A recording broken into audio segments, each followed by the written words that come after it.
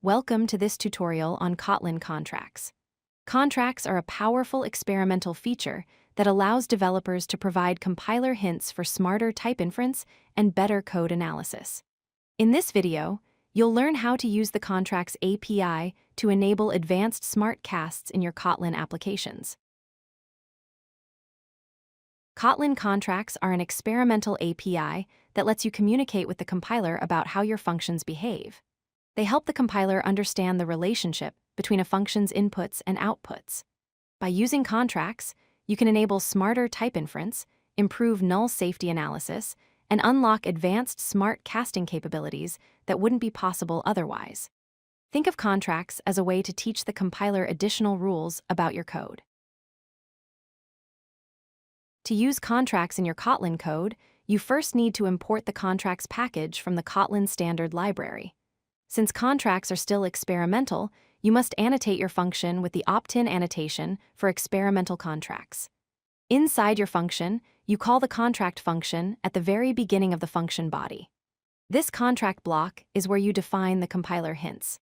The contract function is inline and has an empty body, so it gets completely removed during compilation and has zero runtime overhead. Contracts work through a system of effects. There are three main types of effects you can use. The returns effect indicates that a function returns normally under certain conditions. The returnsNotNull effect guarantees that a function will never return a null value. The implies effect creates a conditional relationship, expressing that if one condition is true, then another condition must also be true. These effects are the building blocks that allow you to communicate function behavior to the compiler.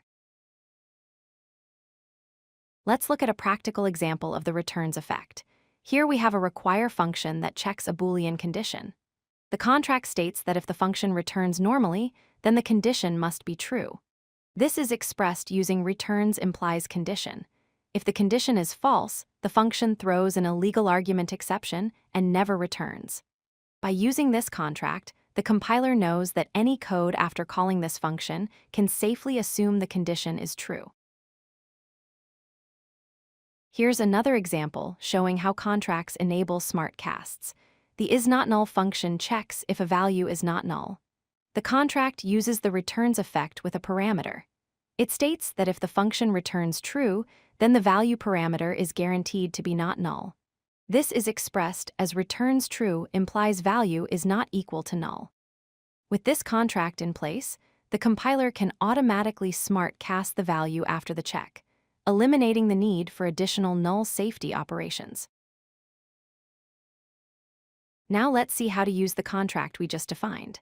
Suppose you have a nullable string variable called name. You can call the isNotNull function to check if it's null. If the function returns true, the compiler automatically smart casts name from a nullable string with a question mark to a non-nullable string. This means you can directly call methods like uppercase without any additional null checks or safe call operators. The contract has taught the compiler about the relationship between the function's return value and the nullability of the parameter. Contracts also work beautifully with type checking. This example shows an extension function called isString on the anyNullable type. The contract specifies that if the function returns true, then the receiver object is guaranteed to be of type string. This is expressed using the this at isString syntax to refer to the receiver. After calling this function and getting a true result, the compiler will automatically smart cast the variable to string, allowing you to access string-specific methods and properties without explicit casting. Before you start using contracts everywhere, it's important to understand their limitations. First, contracts are still an experimental API, which means they may change in future Kotlin versions. Second, the contract block must always be the very first statement in your function body, before any other code.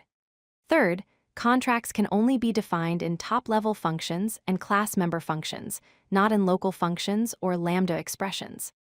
Finally, there's a limited set of supported effects and conditions you can use, so not every function behavior can be expressed through contracts.